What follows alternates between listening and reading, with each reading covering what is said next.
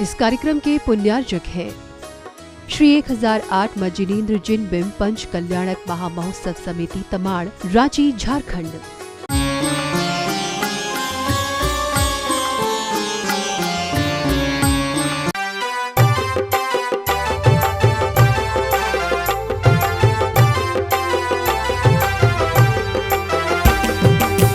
विराग सागर जी के शिष्य के शब्दों ने जग तारा, ऐसे विशल्य सागर गुरु को शत शत नमन हमारा, शत शत नमन हमारा। विशल्य सागर जी तुम साना जग में कोई सहारा, विशल्य सागर जी तुम साना जग में कोई सहारा। जिन वाणी चैनल कहता है धन्य है भाग्य हमारा, धन्य है भाग्य हमारा। जय दो तीर्थर शास्त्रम, जय बंतो हो तीर्थंकर शासन। तीर्थंकर की पावन पवित्र पीयूष देशना हम सब के लिए कल्याणकारी हो और हम सभी बताए हुए मार्ग पर चलकर के अपने जीवन को मंगलीभूत करें, हमारा जीवन मंगलमय हो। इस भावना से हम निरंतर ही भावना कर रहे हैं और परिणामों को विशुद्ध बनाने के लिए प्रयत्न कर रहे हैं। परिणाम विशुद्ध कैसे हो, लक्ष्य हमें कैसे मिले। संसार में जब तक हम रचे पचे रहेंगे तब तक जीवन में लक्ष्य नहीं आएगा। हमारे परिणाम जब तक कलुषित रहेंगे, कालमा युक्त रहेंगे, वैभाविक रहेंगे, तब तक हम भगवान नहीं बन सकते। पर्याय की सार्थकता परिणामों की उज्ज्वलता से है। पर्याय के अंदर पर्यायी है, लेकिन पर्यायी तभी नजर आएगा जबकि हमारी दृष्टि स्वच्छ होगी, साफ होगी। हमारा ज्ञान प्रज्ञा संपन्न होगा, आत्मबोध से युक्त होगा, तभी हमारा ज्ञान वह परम ज्ञान, केवल ज्ञान को उत्पन्न करने में कारण बनेगा। राग से मिश्रित है तो संसार में ले जाएगा, वैराग्य से युक्त है तो मोक्ष मार्ग में ले जाएगा। अभी हम ज्ञान तो है, करते भी हैं, लेकिन वो राग से मिश्रित होता है, वैराग से युक्त नहीं है। हम देखते हैं लेकिन देख करके भी नहीं देख पाते हैं, सुनते हैं सुन करके भी नहीं सुन पाते हैं, चलते हैं लेकिन फिर भी नहीं चल पा रहे हैं। इसका कारण है कि हमारा ज्ञान राग से मिश्रित है। जो ज्ञान जहाँ होना चाहिए, जो ज्ञान का कार्य है, वो कार्य नहीं करते हैं, लेकिन जो कार्य नहीं है वहाँ पहुँच जाते हैं। एक अच्छी सोच के लिए हम सोच नहीं पाते हैं, लेकिन अच्छी सोच से हट कर के बहुत जल्दी सोच लेते हैं। आपसे कहा जाए कि अच्छी सोच करो, नहीं कर पाते हैं, रख नहीं पाते हैं, लेकिन बुरी सोच बहुत जल्दी हो जाती है। उसका कारण संस्कार है, वासना है। जो संस्कारों की वासना काल है वो हमारे आत्मा पर इतने गहरे पड़े हुए हैं कि हम बहुत जल्दी अपने जीवन में संकल्प विकल्प कर लेते हैं। बहुत जल्दी हमारे जीवन में कुदृष्टियाँ आ जाती है, बुरी सोच हो जाती है, हमारे परिणाम संसार की ओर जल्दी मुड़ जाते हैं, परमार्थ की ओर नहीं मुड़ पाते हैं।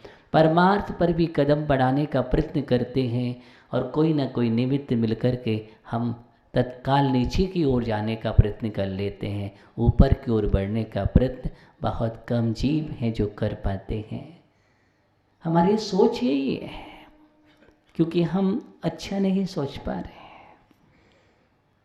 कल हमने कहा था कि हम उपदेश सुनते हैं लेकिन अनुकरण नहीं कर पा रहे हैं। लेकिन आज हम सुनते हैं लेकिन सोच नहीं पाते हैं।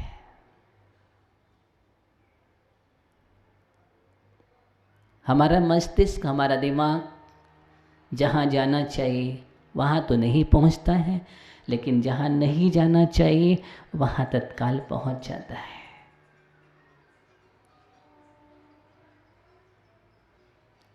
आपको एक अच्छा चिंतन दिया जाए तो आप चिंतन नहीं करेंगे, लेकिन आपके लिए कोई कुछ कह दे या सोच ले या देख ले तो आप तत्काल ही चिंता में डूब जाएंगे। इस संसार की दशा है। खोज करते हैं हम बुराइयों की, ऐसे संस्कार है आत्मा पर। अच्छे की खोज नहीं कर पाते हैं हम, जबकि भाव अच्छा खोज करने के लिए मिला है। किसके लिए मिला है? अच्छा खोज करने के लिए। हम जितनी खोज करते जाएंगे सद्गुणों की, उतनी हम भरते चले जाएंगे, और जितनी हम खोज बुराइयों की करते जाएंगे हम बुरे हो जाएंगे, अच्छा नहीं बन पाएंगे। बुराइयों की खोज करने से व्यक्तित्व बुरा होता है और अच्छाइयों की खोज करने से व्यक्तित्व अच्छा होता है। पता नहीं हमारी दृष्टि बन चुकी है कि हम दीवार में छेद क्यों देख लेते हैं। पूरी दीवार इतनी अच्छी है, दिखती नहीं है मुझे। पूरी सुंदर दीवार है, सब कुछ है, लेकिन वो सुंदरता नजर नहीं आती है मुझे। लेकिन नजर क्या आता है? एक छोटा सा छेद है, वो दिख जाता है। और हमारे अंदर चाहे कितने भी छेद रहे, हम अपने छेदों को तो नहीं देख पाते हैं। हमारे अंदर थोड़ी सी अगर अच्छाई वो है तो हम अपनी अच्छाइयों का गुणगान करते हैं, और बहुत सारी बुराइयां हैं, उन बुराइयों के प्रति कभी नहीं सोचते हैं। और सामने वाले के प्रति बहुत सारी अच्छाई हैं, हम उन अच्छाइयों का चिंतन तो नहीं कर पाते हैं, नहीं ले पाते हैं। लेकिन एक कोई ना कोई बुराई हमें दिख जाती है तो उस बुराई को हम चारों ओर वही देखते हैं, वही फैलाते हैं, वही कोशिश करते हैं। ऐसा क्यों?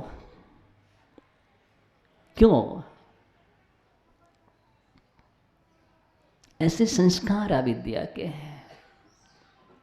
क्यों नीचे होते कर्म का आश्रय करने के लिए हम तो ले रहते हैं? क्यों हमें अच्छा मिला है, भाव मिला है, हम बिल्कुल विचार क्यों नहीं करते हैं, चिंतन नहीं कर पा रहे हैं। तत्काल हमें वही दिखता है। नहीं, अच्छी दृष्टि बनाओ, हंस की दृष्टि से देखो, कंस की दृष्टि से मत देखो। हंस की दृष्टि से देखोगे तो तुम जहां देखोगे मोती मिलेंगे। देखो। और अगर हम गिद्ध की दृष्टि से देखेंगे तो तुम्हें मांस के टुकड़े नजर आएंगे। आकाश में भी उड़ रहा है, वो देख क्या रहा है? क्या देख रहा है? कि मांस का टुकड़ा कहाँ पड़ा हुआ है। और हंस देखता है कि मोती कहाँ पर है। हंस की दृष्टि सम्यक दृष्टि की है, एक ज्ञानी की दृष्टि है, एक सम्यक दृष्टि की दृष्टि है, एक वेद विज्ञान की दृष्टि, एक मोक्ष मार्ग की दृष्टि है, एक आचरणशील की दृष्टि है, एक अच्छी व्यक्तित्व की है।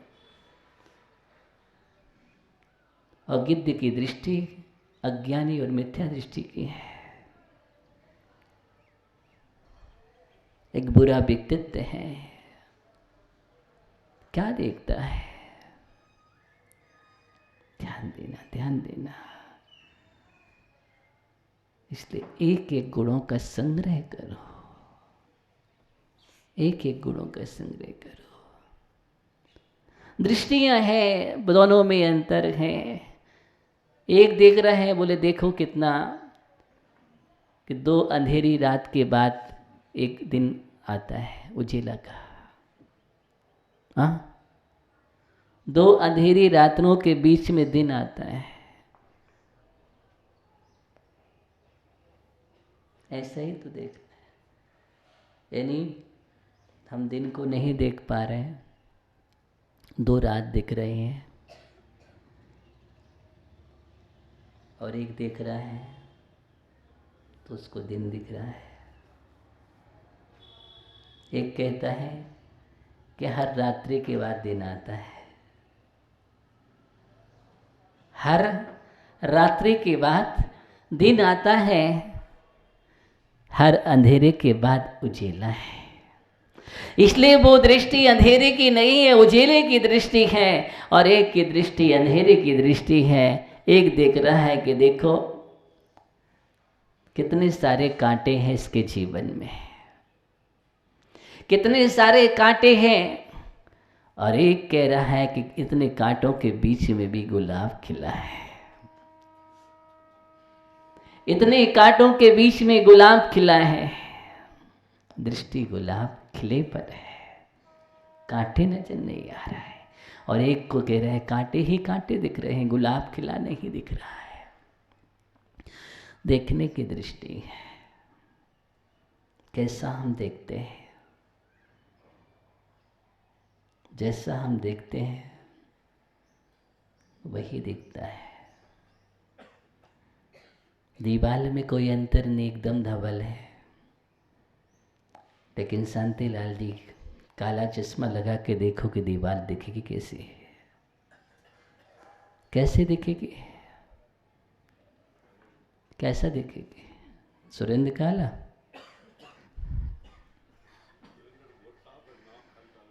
तो क्या दिखेगा?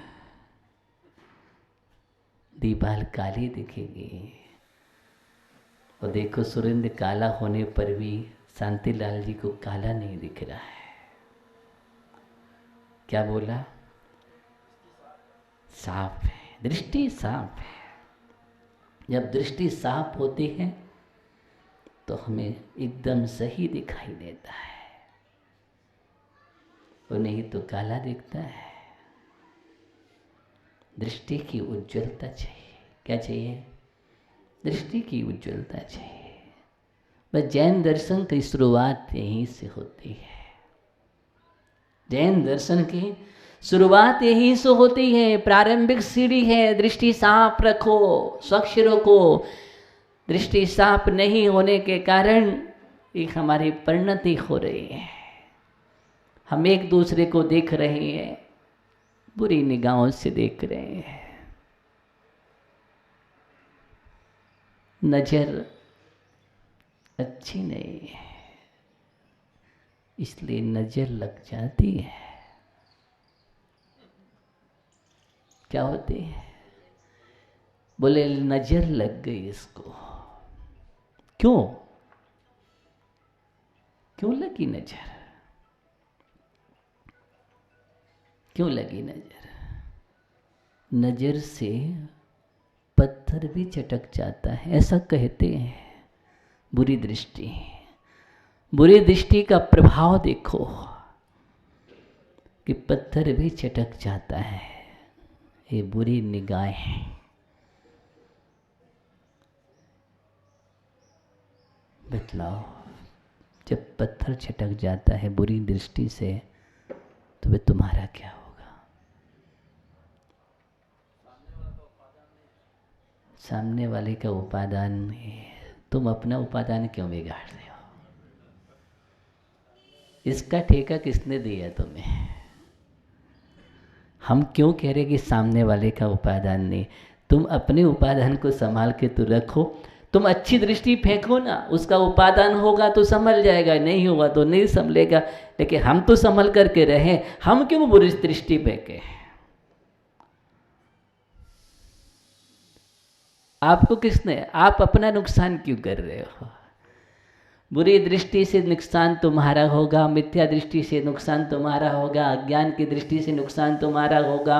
बुरा सोचने से, निंदा ग्रह करने से, बुरी अपने नहीं दूसरों की करने से नीच गोद कर्म का आश्रय तुम्हें होगा। इसका मतलब तुम चिंतन क्या करते हो, क्या स्वाध्याय करते हो, क्या पढ़ते हो, क्या मंदिर, क्या पूजा पाठ, क्या जाप? बोलो। इसका मतलब तुमने जुगावली की नहीं की, जुगावली नहीं, उगावली की, जुगावली नहीं करता है, इसलिए सोच नहीं पा रहा है। इसलिए सुनना आसान है और सोचना, यही बात मैं कह रहा हूं। तो दृष्टि को अच्छा बनाने का नाम जैन दर्शन है। जैन दर्शन की तो दृष्टि, वो दृष्टि का नाम है, ज्ञानियों बैठ जाओ, इतनी सुंदर दृष्टि है कि जहां पर एक निगोदिया में भी परमात्मा को देखा जाता है।